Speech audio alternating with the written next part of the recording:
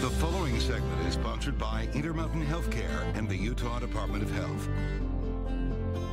Break is a great time to take a step back from the excitement and stress of school, but going back can create anxiety for some children. Joining us right now is Leah Colburn, Suicide Prevention Coordinator for Intermountain Primary Children's Hospital. Just saying those words brought back anxiety that I used to feel when after a winter break or even a spring break going back to school can bring. What are some tips you have to help our kids, not just our little ones, these are high school kids too? Yeah, I think parents can really focus on that idea of transition. Transitions, like you were even saying, are tricky and they're hard to navigate. So taking the time and talking with your kid, talking about what they're excited for upon their return from holiday break, you know, different things that can look more exciting for kids than maybe adults. Maybe schedule change, a seating change, things like that, but also taking the time and looking at what's worrying them or what could be worrying them upon their return from break. And kind of facing that. Yeah. Really face forward, like, okay, here's your worry, let's talk about that worry. And really being direct like that can really help kids.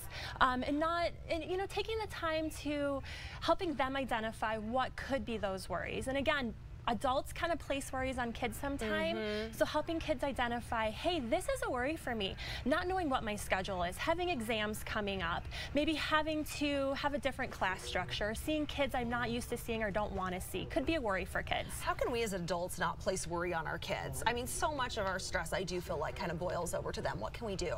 I think take a step back as a parent, and we don't need to go and fix their problems. Helping kids navigate their problems by suggesting things of, hey, what would you do in that situation? Or, you know, if I was in my situation, I might look at it this way, but, you know, you're you, and what could you possibly do?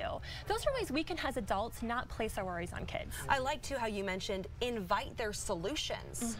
This is a good way to get your child problem solving, too, and critical thinking, right? Yeah, the more problem solving we can help kids do, the better. So really helping them look at solutions in different ways. Again, as adults, we have years of experience in problem solving. Kids need to develop their own problem solving skills. Okay, if you're, as a parent, you don't know where to turn, where can we turn to as parents? Where are some options for us? Reaching out to that kid's teacher and saying, hey, this was happening over break, my kids identified this is going on, the school counselor, or you can always reach out to a mental health professional as well. Okay, Leah, all good tips to help us transition smoothly from break to school. All right, let's check in now with Lindsay for a look at your forecast.